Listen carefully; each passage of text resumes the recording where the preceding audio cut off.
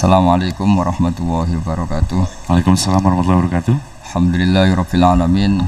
Allahumma shalli wa sallim wa barik ala sayyidina Maulana Muhammadin wa ala alihi washabihi ajmain. Amma ba'du. Yang sangat saya hormati putra guru saya, juga Wakil Gubernur Jawa Tengah Haji Taj Yassin MZ. Di sini beberapa yang ngurus ngaji, juga ngurus nasib. Ini jaga jarak saya, juga jaga jarak fisik, juga jaga jarak nasib ini. Semoga nasibnya juga ada jaraknya ini. Ini ada Pak Jaka, ada Pak Ramdan, ada Pak siapa ini? Fadlilan itu ya, ada Pak Wahyu, ada Pak Asep. Teman-teman Grab yang datang secara langsung. Ini ngaji, minta ngaji apa ini? Penyembuh lara Pak, supaya 21 nggak boleh menyerah ya. Nyari tok apa ketemu? Oh. Itu jargonnya keliru. Kalau mencari nafkah itu mencari itu udah harus ketemu. Jadi akhirnya nyari terus gak ketemu. Yang benar itu mencari nafkah apa menemukan nafkah? Mencari nafkah apa menemukan nafkah? Kalau nyari tok gak ketemu. Kadang ketemu. Oh. Setelah ketemu dipakai istri atau dipakai yang lain? Istri. Setelah ketemu dipakai keluarga. Oh. Yang berapa? Enggak, maksudnya yang dipakai keluarga itu berapa persennya? Kalau yang takut istri 100%.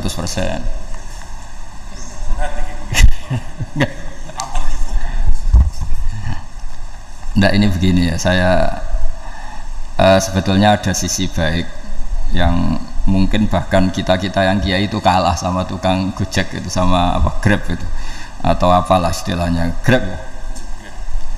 Karena dalam aturan fikih ya, saya cerita fikih dulu. Seseorang itu sebaiknya sholat itu berganti-ganti tempat supaya saksinya itu banyak. Dari di bab ini kita yang ulama, yang wali aja kira-kira kalah ya. Karena saksi saya monoton naruhan, kamu di mana-mana jadi saksi kamu. Di mana-mana ingat Allah, ingat pekerjaan, sholat di mana-mana. Jadi saksinya itu lebih banyak. Cuma efek negatifnya kalau kamu maksiat, saksinya juga banyak ya. Pojok ini menyaksikan gang ini, menyaksikan gang itu, menyaksikan ini. Saya cerita sedikit tentang ibadatu hadil ummah. Nanti saya bacakan teksnya. Di antara kebaikan umat ini adalah jalan-jalan itu termasuk ibadah. Makanya sering ada ayat fasiru fil ardi. Jadi supaya sering jalan-jalan. Jadi ini sudah jalan-jalan masih nyari apa? Nafkah. Kadang-kadang ya dapat macam-macam. Yang soleh ya dapat ibadah, yang enggak soleh ya dapat macam-macam lah. Tapi saya cerita yang soleh lah, yang enggak soleh itu enggak boleh dibicarakan ya. Rahasia. Saya ini lama di Jogja, ya tahulah kelakuannya orang-orang yang baik maupun yang setengah baik sampai. Ya semoga yang baik dilipat gandakan pahalanya, yang enggak baik diampuni. Tapi saya cerita sedikit. Di fikih kita, di kajian-kajian fikih kita memang ada istilah ini harus didengar karena ini ngaji dan sama status kita sama. Al-wasiyah ila ta'ah ya ta'ah, terus al-wasilah ilal maksiyah ya maksiyah. Jadi kalau kita jadi perangkat taat ya ibadah, kalau jadi perangkat maksiat juga maksiat. Sehingga di ilmu medis maupun di jasa online atau ojek atau apa, misalnya pertanyaannya kita pekerja paket profesional boleh ndak ngantarkan paket narkoba? Ya jawabannya tentu ndak boleh, karena bukan masalah pekerjaannya, tapi yang diantar adalah sesuatu yang haram. Begitu juga boleh nggak ketika ada lelaki hidung belang tanya tempat mesum, kalau kamu menunjukkan berarti kan ikut berkontribusi. Ya kamu bisa meneruskan gimana hukumnya mengantar gitu misalnya. Nah Kiai juga sama sebetulnya. Kiai juga bisa dimanfaatkan orang yang macam-macam untuk kekuatan yang macam-macam. Jadi hukum ini sama, kamu tidak usah tersinggung misalnya. Kalau di fikih biasanya disebutkan menjual pedang pada begal juga enggak boleh karena digunakan yang tidak baik. Begitu juga misalnya apapun profesionalitas kita, misalnya paket, kita nganter ke paket yang apa? Paket ganja misalnya. Fikih ini harus kamu ketahui dulu sehingga hukum turunannya, ingat Allah misalnya, ini bisa kena. Kita tidak boleh ingat Allah dalam keadaan maksiat yang enggak diridani Allah. Karena mau tidak mau fikih ini hukum dasar. Sholat pun bisa kena semprit. Misalnya kita sholat karena tugas, bukan karena lillahi ta'ala. Makanya dulu itu ada guyonan Mas Wahyu itu, ada imam dari masjid besar di negara sebelah, tidak perlu saya sebutkan negaranya, itu cerita imamnya itu digaji 100 juta per bulan, datang ke Surabaya gitu. Muadzinnya itu digaji 75 juta, keren. Terus ngerti imam di Indonesia naik ontel, sudah wato naik ontel, nggak ada yang gaji, musolanya jelek, terus sudah ada jepit, ya ada dia kerasan di musola karena sering dimaki-maki istrinya, sudah. Jadi itikafnya itu ya sambil menghindar itu, bukan. Makanya banyak masjid Indonesia itu banyak yang itikaf itu, karena di rumah ada betah, sudah diomelin nggak ada AC-nya. Sekarang masjid banyak AC-nya kan. Kamar mandinya juga gitu, di rumah sama di masjid bagus, di masjid. Makanya pengurus masjid yang daerah-daerah sini sering cerita ke kita, kudu ngising ning omah Gus, mlayune moro masjid, karena itu cerita Indonesia itu negara yang enggak bener katanya. Imam dan muadzin tidak digaji. Terus dia cerita-cerita kebaikan negaranya dan buruknya negara kita. Lama-lama kiai itu mangkel. Kiai Indonesia itu kan cerdas-cerdas, meskipun jarang yang kaya tapi cerdas-cerdas. Dia muji negara. Kalahnya itu dibeginiin sama kiai Indonesia. Makanya kamu sholat terus ya, takut potong gaji. Artinya kalau dia jadi imam karena digaji, efeknya adalah dia kalau bolos tuh takut nanti kan dipotong gaji. Lama-lama kalau sering bolos di PHK gitu. Artinya luar biasa Indonesia, imam tuh tidak ada yang gaji tapi semuanya sholat istiqomah. Berarti kita ini top, datang ke masjid jadi imam tanpa ada yang gaji. Top mana? Top Indonesia. Semenjak itu si imam ini tidak pernah cerita kebaikan negaranya karena gaji imam. Indonesia dalam bernegara selalu begitu. Ketika kita tidak punya solusi transportasi, ada saja pihak-pihak swasta atau investor yang ingin menanamkan modal di investasi Grab dan sebagainya. Tapi saya tetap sebagai kiai mengingatkan status hukum fikihnya. Kenapa saya harus cerita itu? Karena fikih ini harus selesai dulu. Saya ulang lagi, fikih ini harus selesai dulu. Misalnya nganterin orang yang mau transaksi narkoba atau transaksi maksiat, atau tapi yang yakin. Kalau tidak yakin memang tidak haram. Tapi kalau yakin itu memang kamu tahu benar-benar iyalah kira-kira gitu. Supaya taat itu ada di semua kehidupan, sehingga nanti Indonesia kalau semuanya begini kan, yang cari sarana maksiat itu bahkan sekedar transportasi aja susah karena semuanya tidak mau. Misalnya paket juga gitu, yang mau ngedarkan narkoba kesulitan karena semua yang jasa paket tidak mau gitu. Begitu seterusnya, sehingga negara ini kita bantu bahwa awal ketidakbaikan di semua negara itu pasti karena maksiat. Maksiat itu mengganggu. Orang geger sama istri ya karena maksiat. Terus banyak kecelakaan itu rata-rata kata Pak Polisi juga karena maksiat. Jadi orang overdosis atau dalam keadaan mabuk nyupir. Terbesar kecelakaan itu jarang karena ngantuk. Terbesar masih karena pengaruh apa? Narkoba. Pembunuhan juga sama. Orang Indonesia itu mudah sekali memaafkan temannya, tetangganya. Tapi kalau sudah efek dari narkoba, bunuh itu jadi mudah itu jadi. Nah, Anda juga harus fair, jangan.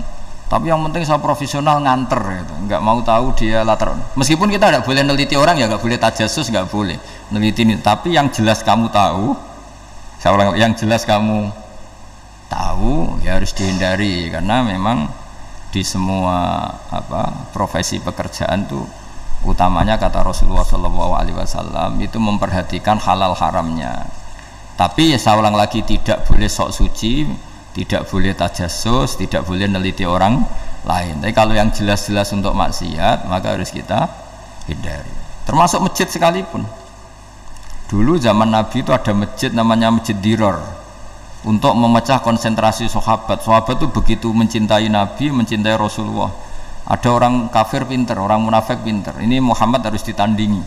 Cara nandingi Muhammad jangan pakai dangdutan, jangan pakai bar, tapi pakai masjid. Karena ini suasananya kesannya bagus.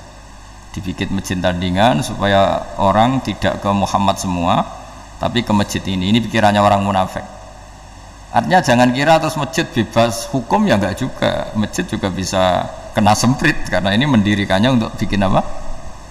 Tandingan, untuk bikin masjid dirar, kalau istilahnya Quran masjid dirar. Semua sarana kebaikan juga gitu. Yayasan yatim piatu juga kena hukum, pondok juga kena hukum, semuanya kena hukum. Ada orang ingin jadi kiai padahal tidak pernah ngaji, terus bikin pondok. Akhirnya dia dipanggil Pak Yai, anaknya dipanggil Gus, padahal najis saja tidak tahu.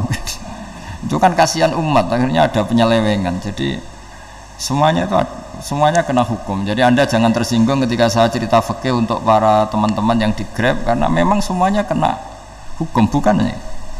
Mesra dengan istri juga kena hukum. Orang terlalu mesra dengan istrinya pasti ibunya terlantar, karena menuruti bojo dan nuruti ibu gitu. Kalau nuruti ibu istrinya yang terlantar, yang loyal sama teman ya istrinya terlantar, yang takut istri temannya terlantar. Jadi itu semuanya kena hukum tanpa terkecuali. Nah, saya cerita sedikit tentang sholat, karena orang-orang Grab ini banyak yang sholat, kemudian harus cepat-cepat. Dulu ketika sahabat punya imam yang lama sekali kalau sholat, sehingga si sahabat yang satu yang petani ini mufarokoh itu memisahkan diri, kemudian imamnya diselip. Itu boleh memang dalam fikih, kamu niat mufarokoh dulu. Mufarokoh itu niat bahwa kamu memutus hubungan dengan imam, kemudian meneruskan sholat sendiri. Singkat cerita, dua orang ini berdebat, Mu'ad sama Ar-Ra'i yang penggembala ini. Kamu munafik, sholat kok meninggalkan imam. Terus yang satu bilang, kamu keterlaluan, sholatnya lama sekali. Singkat cerita, dua orang ini lapor ke Rasulullah SAW. Uniknya Nabi itu membenarkan yang petani tadi. Kamu Mu'ad jadi masalah, agama ini tidak boleh jadi problem. Kalau kamu ngimami orang jangan lama-lama. Di situ ada ibu-ibu yang ditunggui anaknya yang sedang menyusu, banyak petani yang nunggu macam-macam. Kayak pegawai POM ya ditunggu shift temannya, pegawai Indomaret juga gitu, apalagi Grab mungkin ditunggu penumpangnya macam-macam.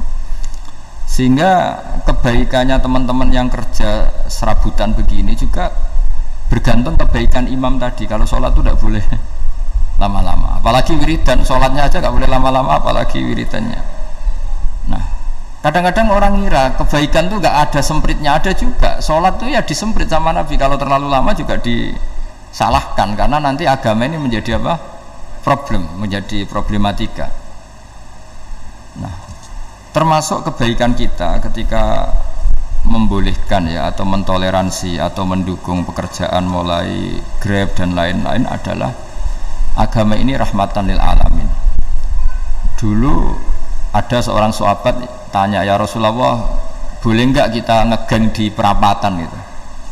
Kata Nabi, ya jangan kalau bisa, tapi kita harus natahaddas, artinya itu tempat kita jagungan di perapatan, di tempat-tempat umum lagi, di halte, terus kata Nabi, enggak apa-apa, tapi fa'atu thoriq haqqaha, kamu harus memberikan hak jalan itu.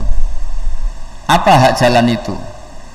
Satu, kamu amar ma'ruf, kalau bisa ya nahi mungkar, kemudian bikin suasana orang lainnya menjadi aman. Nah, ini yang catatan. Kalau hitung saja, yang ikut Grab itu berapa ribu? Nah, ini tuh energi besar kalau di atas 100 ribu. Hitung ya teman-teman di Grab, 100 ribu. 100 ribu ini kalau soleh semua, atau setengah soleh lah, kalau soleh banget keberatan ya soleh setengah soleh. Itu tuh ada, ini sudah saya pikir, ada kebaikan yang menyebar di seluruh Nusantara yang berjumlah 100 ribu. Ini luar biasa. ada kecelakaan dia menolong pertama, ada pemerkosaan menolong pertama, mungkin ada pencurian, ada apa. Maka kata Nabi, kamu kalau harus di jalan itu kamu berkontribusi amar ma'ruf nahi mungkar. Saya sering ke Jogja karena saya mulai 98 di Jogja, ya sering di terminal malam-malam. Saya ketika kecil itu sering diceritain orang nggak berani ke terminal ini banyak preman, nggak boleh ke terminal ini karena banyak preman. Ya mulai dari Sumatera, Jawa, hampir seluruh Indonesia. Kalau jam sekian sampai sekian sudah nggak berani karena banyak apa? Preman. Itu uniknya preman-preman itu selain dulu ditangani tentara dan polisi, itu urusan negara ya kali itu dan kita ngapresiasi. Itu hilangnya yang permanen itu bukan saja ditangani ABRI dan polisi, TNI dan polisi, tapi ditangani kultur. Banyak mulai orang soleh santri dagangan di situ, ada ojek mangkal di situ, supir taksi mangkal di situ. Terus di sini orang-orang soleh yang menghalau ketika ada perempuan digoda atau perempuan dicopet atau apa. Terus lama-lama jadi kultur bahwa kebaikan ini dominan. Setelah kebaikan dominan ini otomatis menyingkir sedikit demi sedikit.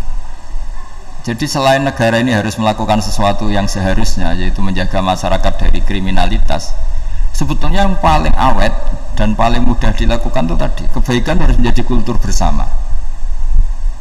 Sehingga kalau terminal kemudian ada mbak-mbak jilbaban yang dagang, terus pak-paknya soleh, ada musola yang hidup, ojeknya juga gitu, terus supir taksinya, lalu kebaikan ini menjadi nilai bersama. Saking jadi nilai bersama, ibu-ibu yang takut atas dirinya nggak ngojek kecuali pak ini karena terkenal amanah, nggak naksi kecuali pak ini karena terkenal amanah. Dan kita Indonesia itu ingin seperti itu, sehingga amanah ini menjadi nilai bersama dan otomatis menjadi keamanan bersama. Orang Jawa itu tego nitipno anake karena dijamin aman, tego nitipkan istrinya juga karena dijamin aman. Nah kalau kebaikan ini juga menjadi satu nilai jual dan kita bisa mengawal secara serius, itu alhamdulillah betul. Lah dimulai dari mana? Satu, mental kita takwa. Kedua, sistem sosial, bahwa kita terkoneksi oleh indukan ya, juga terkoneksi oleh kepolisian. Maksudnya karena kita terdaftar, kalau ada anak hilang kan tinggal ini yang bawa wahyu misalnya. Jadi saya mohon, semohon-mohonnya, kebaikan ini harus jadi nilai bersama. Setelah terminal itu banyak orang baik, otomatis yang ini tuh menyingkir itu. Akhirnya apa? Nanti yang bos-bosnya toko itu ya hanya nitipkan sama orang soleh, yang mau nge-grab juga hanya titip sama yang soleh, begitu seterusnya, sehingga jadi siklus kebaikan yang bersama. Nah ini yang dimaksud Quran, wa'tamiru bainakum bima'ruf. Iktimar itu namanya urusan bersama ya, saya ulang lagi ya. Jadi orang Arab kalau bilang iktimar itu urusan bersama, sehingga bahasa Arabnya konferensi besar itu kalau di NU disebut apa? Muktamar. Muktamar itu menjadikan urusan publik dirembuk, itu namanya apa? Muktamar. Nah di antara kebaikan yang diinginkan Islam itu wa'tamiru bainakum bima'ruf. Urusan kebaikan ini menjadi urusan apa? Bersama. Ya saya contoh itu kecil saya itu mesti dikandani sama orang-orang tua, jangan di terminal ini sampai jam ini, jangan di perapatan ini ketika sudah jam begini. Tapi barokahnya orang soleh bertebaran di mana-mana itu. Yang tukang grab ya di mana-mana, yang penjaga toko ya banyak yang soleh, yang ngojek, yang macam. Sehingga di terminal itu nyari tempat sholat ya gampang, cari tempat wudhu ya gampang, nyari orang amanah ya gampang. Bahkan nama-nama yang nggak amanah ini nggak laku. Dan ini yang kita inginkan. Dan ketika nggak laku, akhirnya dia kalau ingin laku harus amanah, atau ingin laku harus tobat. Nah agama ini urusan bersama, sehingga Allah mengistilahkan wa'tamiru bainakum bima'ruf. Jadikan kebaikan ini urusan bersama. Sehingga karena ini urusan bersama, ketika kita jadi kiai juga harus, kalau misalnya tadi ada Gojek kok makmum, atau Grab kok makmum, atau supir bis kok makmum, kiainya harus cepat sholatnya. Jangan baca surat Baqarah, nanti domel-domelin apa penumpangnya. Begitu juga ibu-ibu menyempatkan jamaah, waktunya tidak lama, di rumah sudah ditunggu anaknya yang masih menyusu. Makanya Nabi ngendikan idza amma ahadukum as-sholata falyukhaffif. Kalau kamu jadi imam, sholatnya harus relatif cepat. Fa inna fihim ad-dhaif badal hajat, di antara makmum itu yang banyak punya urusan. Selain ada yang lemah, ada yang punya banyak urusan. Nah, terus ketiga, masalah kekayaan hati. Kekayaan hati ini penting sekali karena rata-rata teman di Grab itu kan miskin lah. Tapi jangan miskin sampai miskin hati itu. Bahwa kamu nyari nafkah itu sudah ibadah, berkelana di bumi Allah juga ibadah, menyaksikan macam-macamnya orang itu juga ibadah. Bahkan menambah khazanah ilmu. Di antara warisan ilmu yang kita dapatkan dari Rasulullah SAW, misalnya kamu jalan-jalan, punya kaki dua, punya tangan dua. Gara-gara jalan-jalan sering ngerti orang yang buntung. Alhamdulillah meskipun saya hanya Grab masih punya kaki utuh. Terus ketemu orang buta ya gitu. Alhamdulillah ladzi afani mimma btalaka bih. Alhamdulillah saya terselamatkan dari seperti itu. Sehingga melihat orang maksiat juga gitu. Saya meskipun gini terselamatkan dari tempat maksiat, sehingga hidup itu tidak nelongso gitu. Ada nilai lebih yang kita punyai. Jadi di antara kebaikan Islam adalah orang disuruh ingat sisi nikmat. Nah, kalau nikmat itu sudah ada semua, kata Imam Ghazali, nikmat hidup. Kata Imam Ghazali, jika nggak ada kenikmatan yang Anda punyai, kamu datang ke kuburan. Disuruh datang ke kuburan. Dan kamu bilang begini, kenikmatan kembali ke dunia adalah kenikmatan yang diinginkan mulai yang mati zaman Nabi Adam sampai kiamat. Jadi kalau Fir'aun yang pernah jadi raja, Namrud, semuanya, bahkan orang-orang soleh sekalipun, kalau kamu tanya keinginan terbaiknya apa?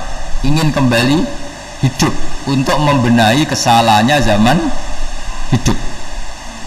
Artinya apa? Kehidupan yang kita miliki sekarang adalah kenikmatan yang dirindukan mulai yang mati zaman Nabi Adam sampai kiamat. Maknanya apa? Kita punya kenikmatan yang luar biasa karena kenikmatan yang dirindukan oleh orang yang sudah mati mulai dulu sampai sekarang. Apapun masalah hidup Anda ini punya kenikmatan yang enggak tertandingi, yaitu namanya hidup. Barokahnya hidup itu kita bisa tobat. Setidaknya ingin tobat. Kalau nggak bisa tobat, ingin tobat. Makanya di Indonesia itu banyak nyuwun sewu, banyak maling yang anaknya itu soleh, karena kalau ngandani anaknya tetap gini, wes le bapak tok sing lakoni ku ojo, bapak tok yang alami ini kamu jangan. Banyak di Indonesia orang nggak bisa baca Quran, anaknya hafid, karena setiap bodoh itu tidak diwariskan. Wes le bapak tok sing bodoh ku ojo bodoh. Mungkin teman-teman di Grab juga gitu, wes bapak tok cung sing nasi pengen ku ojo. Jadi kebaikan begini itu akan terus menerus diwariskan, sehingga banyak orang nggak tamat SD anaknya dosen, nggak tamat SMP anaknya dekan, karena setiap dari kita itu cita-cita kebaikannya menurun ke anak cucunya, keburukannya berhenti di dia. Cara wong Jawa itu bapak tok sing nglakoni. Nah, di sini saya jelaskan tentang kekayaan rohani. Jadi saya mohon ketika Anda jalan-jalan nganter penumpang itu harus sering muji Allah Subhanahu wa taala. Ya, saya bacakan ayatnya, at-taibunal abidunal hamidun. Orang baik itu yang tobat, yang ahli ibadah. Di antara definisinya itu as-saihun, yang sering jalan-jalan. Siaka itu jalan-jalan. Jadi orang paling bejo sak dunia itu sampai harus jalan-jalan ibadah dapat uang. Tapi syaratnya ibadah. Sekali udah ibadah dapatnya masalah kan? Sering gonjekkan orang cantik terus ingat istrinya tidak cantik gitu. Sering gonjekkan orang yang sopan, yang santun terus ingat andekan ini istri saya di rumah rewel gitu. Jadi kalau kamu tidak taat itu adanya penyesalan. Di lampu merah ada orang naik Ferrari, naik Alphard, sementara kamu di rumah hanya mobil butut, kadang malah tidak punya mobil. Jadi kekayaan rohani itu dimulai dari mana? Dimulai dari taat. Cara berpikir itu taat, bukan maksiat. Sekali Anda cara berpikir maksiat, maka adanya hanya penyesalan. Semakin pengalaman di luar, semakin penyesalan. Karena di luar sana banyak orang yang dapat nikmat yang lebih dari Anda. Tapi sekali Anda taat, kamu akan mensyukuri apa yang Anda miliki dan tidak pernah ingin sama yang dimiliki orang lain. Sehingga orang-orang yang sering pergi itu sama Allah dipuji. Jadi tidak ada nabi kecuali di antara ibadahnya itu jalan-jalan. Fasiru fil ardi. Sehingga semua nabi itu mesti pernah melakukan perjalanan internasional. Rasulullah Muhammad SAW pernah jalan-jalan sampai ke Syam, padahal beliau orang Mekah. Nabi Ibrahim yang orang Syam pernah perjalanan sampai ke Mekah. Karena di antara kearifan itu ya dimulai dari apa? Jalan-jalan tadi. Kamu ngerti orang yang macam-macam. Makanya di antara kebaikan umatku kata Nabi itu siyaha fil ard, sering berkelana, tapi tentu untuk mengambil pelajaran. Atta ibunal abidunal hamidun nasaihun. Nah, agama mensupport itu. Sehingga kata Nabi, jika ada orang kok sholat qobliyah, ba'diyah semuanya di masjid, sama Nabi ditegur, la taj'alu buyutakum kuburan, rumah kamu jangan jadikan kuburan, harus dapat jatah apa? Sholat. Kata ulama, kalau ada orang sering sholat di satu titik, itu ditegur, kamu harus ganti titik yang lain supaya saksi bahwa kamu di bumi sholat itu banyak. Jadi kita ya punya nilai positif juga tentang apa, karena kita sering siyaha, kalau bahasa Arabnya itu sering keluyuran, saksi kita kebaikan juga banyak. Tapi pesan saya paling pokok tadi ya, jadikan komunitas kebaikan itu punya nilai jual. Syukur-syukur fid dunya hasanah wa fil akhirati hasanah. Ya kita bersyukurlah di Indonesia itu. Saya masih ingat kecil saya itu ya sekitar saya umur 15-14 tahun. Setiap mau pergi itu pesannya orang-orang yang sering pergi itu jangan masuk terminal jam ini di perapatan ini, karena yang namanya preman itu dulu dominan. Sekarang sampai jam 2 ada orang pakai jilbab, kadang ya orang pakai peci, yang nggak pakai peci pun ke musola terus. Yes, pokoknya kebaikan itu jadi komunitas dan jadi nilai jual. Bahkan tadi misalnya ibu-ibu yang pergi malam itu kan mesti ada orang-orang yang jadi langganannya karena terkenal apa? Amanah. Yang dititipi anak juga pilih orang yang terkenal apa? Amanah. Nah, nilai amanah ini harus kita jaga terus supaya kamu ya bisa bekerja, orang lain juga nyaman karena amanah tadi, Allah juga senang karena amanah itu perintahnya Allah Subhanahu wa ta'ala. Dan Indonesia harus menuju ke sana. Pemimpin juga harus gitu. Pemimpin bawaannya amanah, bawaannya apa, yang memilih dia juga senang karena nggak malu lah. Tapi kalau kita milih ternyata kita pilih tahu-tahu ditangkap KPK kan ya malu gitu. Dulu kita kampanye mati-matian ternyata dia ditangkap KPK, tapi kalau dia amanah kan dia senang. Sama kalau tukang Grab ketangkap satu karena penodaan atau karena pengkhianatan, yang malu juga semua, karena kadang-kadang nanti digeneralisir seakan-akan semuanya seperti itu. Tapi dengan reputasi panjang nggak pernah terjadi apa-apa dalam Grab kan otomatis lainnya juga terangkat. Nah, ini yang dimaksud wa'tamiru bainakum bima'ruf, jadikan kebaikan itu urusan bersama. Makanya andaikan negara itu sudah mengoptimalkan polisi, TNI untuk meringkus preman, oke, itu baik. Tapi ya lebih awet lagi kalau itu ditopang apa? Masyarakat. Karena yang nggak amanah terkucilkan, terus akhirnya Grabnya nggak laku, akhirnya dia dipecat, akhirnya kan yang maksiat hilang, yang kriminal hilang, yang ada hanya Grab yang baik. Begitu juga di dunia apapun. Itu yang dimaksud wa'tamiru bainakum bima'ruf, jadikan kebaikan ini urusan apa? Bersama. Nah, karena kita baik, otomatis jadi teladan yang baik bagi anak kita, istri kita, tetangga kita. Dan karena kita baik, maka terhormat. Sehingga orang melihat Grab itu simpatik, respect, karena reputasinya baik. Nah, karena orang respect tidak dicibir, barokahnya tidak dicibir, tidak mangkel. Barokahnya tidak mangkel, tidak saling ejek, bahkan tidak saling bunuh. Coba kalau kita jelek, dicibir orang, kita dalam keadaan mabuk, tidak terkontrol, bunuh. Jadi efek dari maksiat itu begitu buruknya, sehingga penelitian itu mengatakan kebanyakan kecelakaan ya pemicu utamanya rata-rata ya nyupir dalam keadaan mabuk. Beberapa nyuwun sewu kasus-kasus kriminal rata-rata dipicu oleh hal-hal seperti itu. Makanya meskipun di luar saya tolong hindari narkoba, hindari hal-hal yang maksiat supaya pekerjaan Anda ini barokah. Kemudian yang terakhir saya beri ijazah tentang Al-Fatihah ya, karena ini surat yang populer. Kalau saya ijazahi Quran 30 juz pasti sampean nggak hafal. Atau ijazah surat Baqarah, kalau mau Baqarah mau. Ijazah surat Baqarah mau 2 juz setengah. Mau Mas Asep? Ya Fatihah aja yang gampang ya. Nah, ya kulhu Fatihah ini paket ringan ini. Tapi pahalanya apa? Besar. Ini beda ya, artinya selama ini mungkin Anda baca tapi monoton ya. Tapi ini saya bacakan teks aslinya tentang istilahnya itu mazaya itu kelebihannya Fatihah. Saya baca Arabnya dulu, nanti ini terakhir ya, ijazah tadi kan saran-saran umum tentang sosial ya, pokoknya jadikan kebaikan itu punya nilai sosial yang baik lah.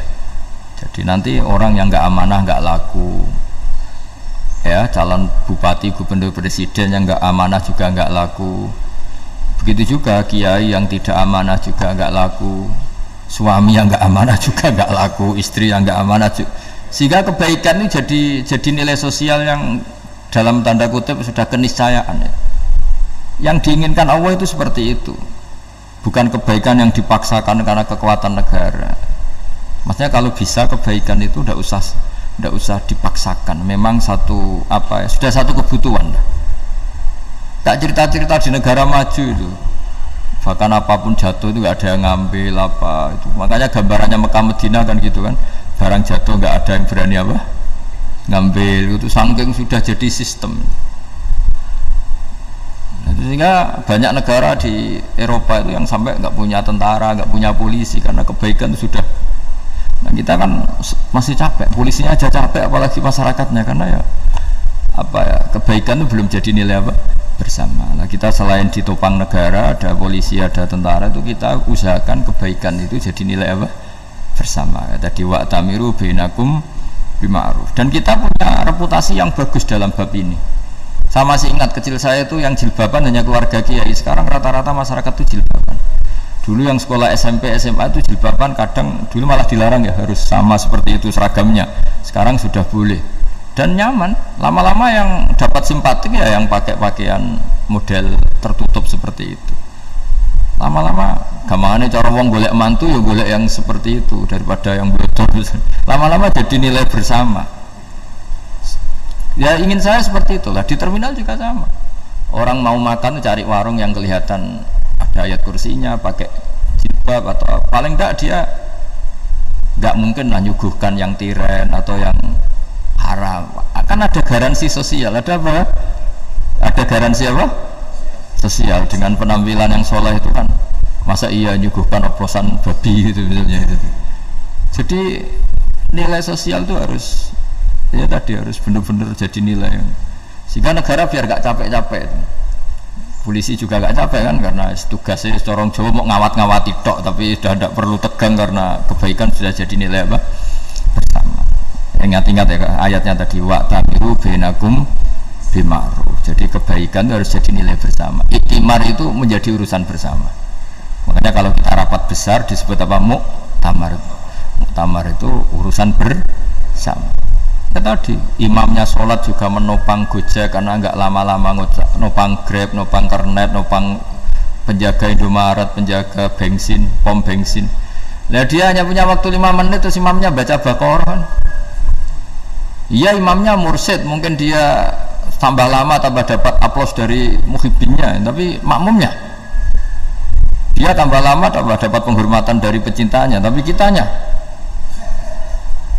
wah khusyuk wali kan, dia dapat status naik lah. Kita yang sudah tidak ikut jadi wali diganggu apa pekerjaannya. Kalau ada imam seperti itu sampai mufarokoh saja, niat ya Allah sampai sini saja saya makmum orang itu, silakan orang itu punya urusan sendiri dengan jenengan, ya sudah, atau salib saja apa itu boleh. Kalau dalam fikih namanya apa mufarokoh.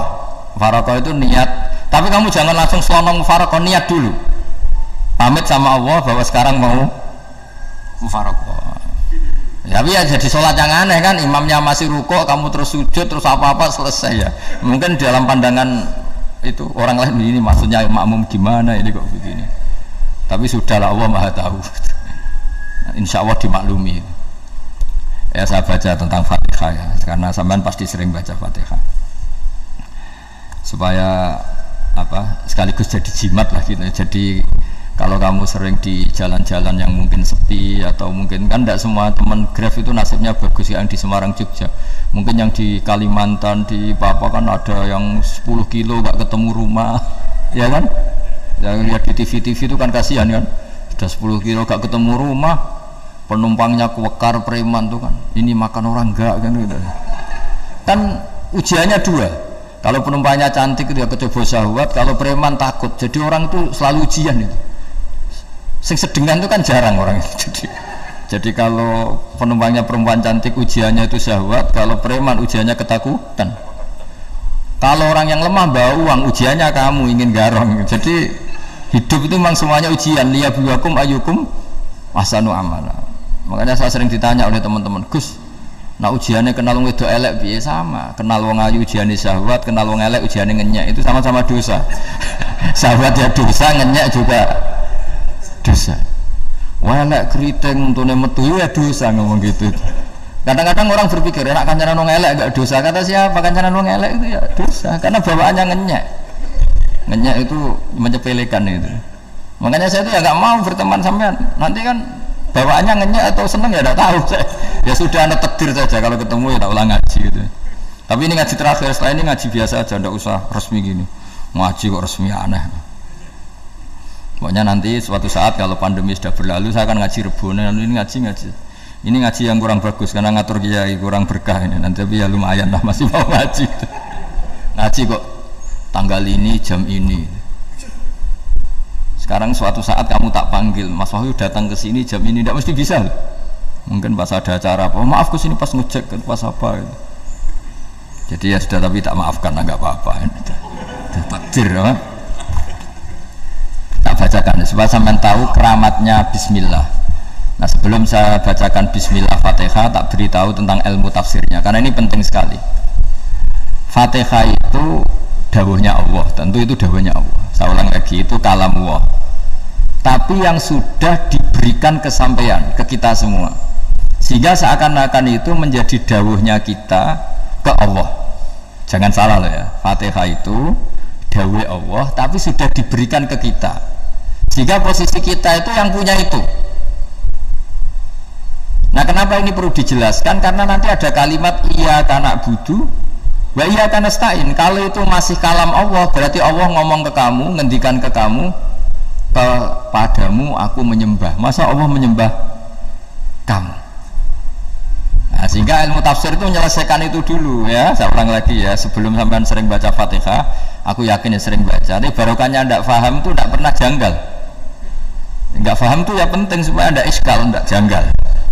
Sebetulnya di kalimat itu ada yang janggal. Kalau Fatihah itu kalimatnya Allah atau kalam Allah, bagaimana dengan kata-kata iyyaka na'budu? Masa Allah ngendikan ke kita, kepadamu kami menyembah? Masa Allah menyembah kita? Maka penyelesaiannya secara ilmu tafsir gimana? Semua ulama mengatakan, bukan satu dua, semuanya mengatakan di Fatihah itu semuanya diberi kawalan kalimat. Saya ulang lagi ya, di Fatihah itu semuanya diberi awalan kalimat qulu, katakan wahai hambaku begini. Ya, katakan wahai hambaku begini. Nah, begini ini pelajaran dari Allah yang sudah diberikan ke kita. Terus kita mengatakan bismillahirrahmanirrahim, alhamdulillahirabbil, termasuk kita mengatakan iyyaka na'budu wa iyyaka nasta'in. Jangan bayangkan Allah ngendikan ke kita. Kalau Allah ngendikan kita berarti gini, hei wahyu ihdinas siratal mustaqim, tunjukkan saya jalan yang benar. Nah nanti kamu terus, ya Allah Anda aja minta petolong saya minta tolong siapa kan, jadi panjang kan. Ya saya ulang lagi ya, jadi itu di ulumul Quran diterangkan gimana sebelum baca Fatihah ya. Fatihah itu kalamullah, ngendikane Allah, tapi yang sudah diajarkan ke kita dan sudah milik kita, sehingga kalimat itu menjadi milik kita. Tapi ya kalamullah, tetap kalamullah, tapi sudah menjadi milik kita. Udah paham ya? Ya pinter nah.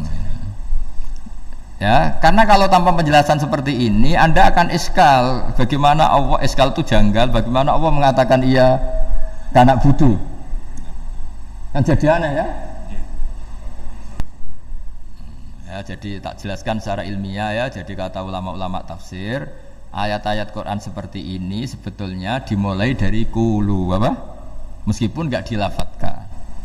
Itu kan sama dengan qul huwallahu ahad Muhammad, katakan kalau Tuhan itu satu. Ya namanya Quran itu kan kalam Allah, membina nabinya, membina umatnya. Makanya dikatakan atau enggak di sini tersembunyi kata qulu, katakan. Ya, jadi ya ibarat apa itu? Kamu ngajari anak kamu lah, panggil jenengan bapak kulo. Itu maksudnya anak itu kalimat itu kalimat kamu, tapi kamu ajarkan ke anak kamu. Terus anak kamu bilang, Pak jenengan bapak kulo. Nah, ketika kamu mengatakan jenengan, bukan kamu mengatakan jenengan anakku, berarti anakmu itu bapakmu, kan lucu kan? Anak kamu ajari jenengan bapak kulo, kamu engkau bapak saya. Terus anak kamu mengulang jenengan atau kamu bapak saya. Berarti itu kalimat yang kamu ajarkan, tapi sekarang sudah milik anak kamu. Kalau itu kalimat kamu kan lucu, masa anak kamu bilang bapak. Nah itu seperti itu. Jadi ulama memberi solusi atau jawaban iya karena abudu. Ya itu sebelumnya ada kata-kata qulu, katakan wahai hambaku, hubungan kamu dengan saya adalah katakan iya karena butuh wa iya karena nasta'in. Terus hubungan kamu dengan saya katakan juga dalam doamu ihdinas siratal mustaqim. Jelas ya, jadi itu kalam Allah yang sudah milik kita karena diajarkan Allah untuk kita. Dong ya? Ya dong, gak jelas gak. Tapi bagus, gak jelas itu bagus. Kalau kamu jelas gak jadi dikrep, jadi gubernur. Min azimi fadliha kasratu asma'iha wa fadail ukhra. Ini cerita dramatisnya surat Al-Fatihah. Qala Abu Hurairah radhiyallahu anhu inna iblisa ranna khina unsitat Al-Fatihah. Jadi iblis itu begitu kesakitan. Ini kitab Abu Abul Farad karangannya Syekh Muhammad Alawi, juga kutipan dari beberapa kitab. Yang jelas beliau sendiri juga ngutip dari beberapa riwayat di beberapa hadis, halaman 1, 2, 3. Ketika Fatihah turun itu iblis kesakitan kayak orang sakit gigi lah, tersiksa sisanya karena turunnya surat apa? Al-Fatihah. Artinya kalau anda baca Fatihah dijiwai, maka anda melemahkan setan, melemahkan iblis. Wa qala Mujahid khina unzilat Fatihatul kitab ronna fastama indahu asyayatin. Jadi ketika Fatihah itu turun, iblis itu terkapar lah kira-kira, sampai dijenguk banyak setan. Jadi gambarnya di ICU lah kira-kira gitu kalau sekarang itu. Entah Covid entah enggak tahu, pokoknya di ICU sampai dijenguk banyak setan. Enggak tahu bawa apa enggak tahu, pokoknya dijenguk banyak setan. Nah yang nyangoni karena ini apa? Ketuanya apa? Pingsan, sakit. Jadi iblis itu sakit sampai dijenguk anak buahnya setan-setan. Ya semoga kalian semua tidak kenal setan. Kalau kenal berarti teman, apa? Wa qalu misla dzalik wa qala lahum laisa mimma taquluna syai'un walakin unzilat suratun laisa ajru qailiha illa an harrama alaihi nar jahannam. Saya ini bukan sakit fisik, kata iblis. Kamu tidak usah jenguk saya, datangkan dokter terbaik, tidak usah. Saya ini tidak sakit fisik. Saya ini sakit karena ada surat yang diturunkan, yang pahala yang melafatkan surat itu pasti selamat dari neraka. Padahal misi terbesar saya ini supaya manusia masuk neraka. Sekarang punya tamengnya. Wah pusing kan? Ya seperti orang lah goda sampean, ternyata sampean setia, itu kan pusing. Nah ternyata tidak setia, itu yang akhirnya ribet kan itu. Jadi iblis itu cita-cita terbesarnya kan semua orang itu masuk neraka. Nah sekarang turun satu surat yang gara-gara surat itu siapapun yang baca dijamin selamat dari neraka. Jadi walakin unzilat suratun laisa ajru qailiha illa an harramallahu alaihi nar jahannam.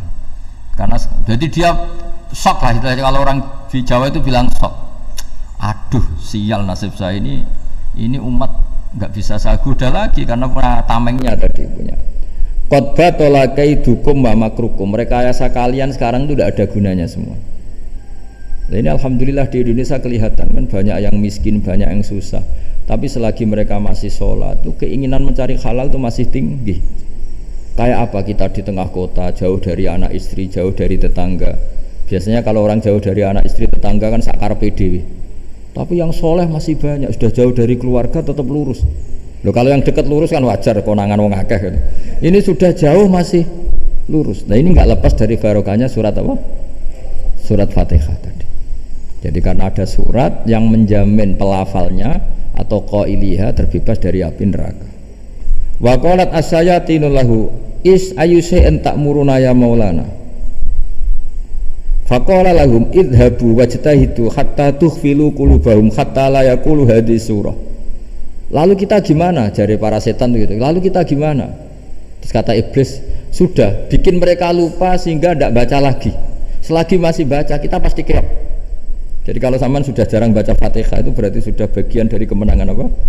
Iblis. Jadi kalau sampean sudah jarang baca Fatihah itu berarti bagian dari kekalahan Anda, kemenangan iblis. Masih sering baca? Berapa kali?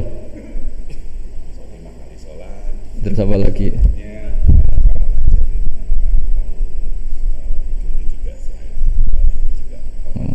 Kok 5 kali tok itu? Berarti pas salat fardu tok itu? Enggak 5 kali itu mendingan itu 17. Kamu itu ngitungnya jangan 5 ini. 5 waktu itu berarti lumayan kan? Berapa? 17 ya? Ya. 17 ya? Ya. 17 tapi kalau makmum tuh sering separuh kan, apalagi makmum tarawih. Ya kan? Makmum tarawih itu bacanya Fatihah ada yang sempurna enggak ya? Ya enggak lah. Baru alhamdulillahirabbil alamin mampu ruku ikut ruku gitu. Makmum kan yang tarawih lah Mas. Kalau tarawih jarang sempurna ya. Fatihahnya itu. Kan imam sudah ruku. Kamu bacanya Fatihah sampai mana biasanya? Baru setengah ya. Ya paling pas tarawih aja kan enggak sempurna ya. Apalagi kalau imamnya sing kilat tuh, waduh malah. Nah, ketika Fatihah itu sebegitu keramatnya, sebegitu topnya, itu setan rapat, singkat cerita itu yang tadi dipimpin oleh iblis yang sedang terkapar apa? Terus tadi obatnya enggak ada, cuma dia shock karena ada surat yang turun yang melafatkan itu pasti selamat dari apa? Neraka. Nah, ini gimana saran Anda? Terus sarannya adalah bikin orang-orang itu lupa tidak baca Fatihah. Nah ini rapatnya iblis. Idhabu wajtahidu hatta tukhfilu qulubahum hatta la yaqulu hadhihi surah. Kala yuksiru qira'ataha wa la yakunu lahum ajrun wa thawabun bal yakunu lahum adzabun wa iqabun. Jadi saya mohon selama ini Anda sudah baca, tapi mungkin hanya rutin saja. Napa rutin saja? Jadi barokahnya ngaji ini kamu punya kekuatan atau punya semangat membaca karena ini surat yang luar biasa. Ibarat gini, kalau sampean tanya, saya juga sering mikir, masa Gus hanya surat kok punya kekuatan seperti itu? Di dunia ini kata Allah, mulai Nabi Adam sampai kiamat, nggak ada yang bisa menandingi kekuatan kalimah. Kalimah itu kata-kata, nggak ada yang bisa menandingi kata-kata. Misalnya Anda nge-grab, berangkat istri cuek, berangkat cuek, itu beda dengan ketika meskipun satu kalimat. Wes Pak, muga-muga dilindungi pangeran, mungkin jenengan selamat. Itu menjadi teduh dan semangatnya luar biasa karena kayak mendapat support. Jadi kira-kira kalimat itu hubungannya kita dengan Allah. Fatihah itu seperti itu. Kamu melafadzkan satu kata-kata yang dibenarkan langit bumi, dibenarkan aras, dibenarkan malaikat, dibenarkan semua penghuni di dunia ini. Sehingga itu efeknya luar biasa. Itu seperti gini ya, kamu cerai sama istri, terus nikah lagi katut babon. 10 tahun anak kamu dididik, ibunya benci kamu, dan memang Anda layak dibenci. Dididik dan sampai nggak pernah manggil kamu Pak. Suatu saat kamu tentu rindu kan, ingin dipanggil bapak oleh anak kamu. Suatu saat anak ini manggil kamu Pak E. Wah, itu senengnya bukan main, hanya sebuah kata-kata. Makanya kadang-kadang orang itu tanya sama kiai, ijazah lafadz ini gunanya apa sih? Itu ijazah-ijazah itu untaian kata-kata, yang kata-kata ini dibenarkan langit dan bumi dan aras dan para malaikat, sehingga efeknya itu luar.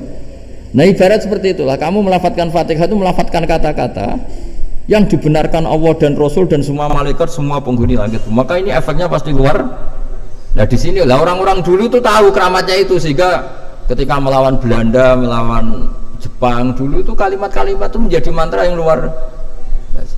Doa yang luar biasa.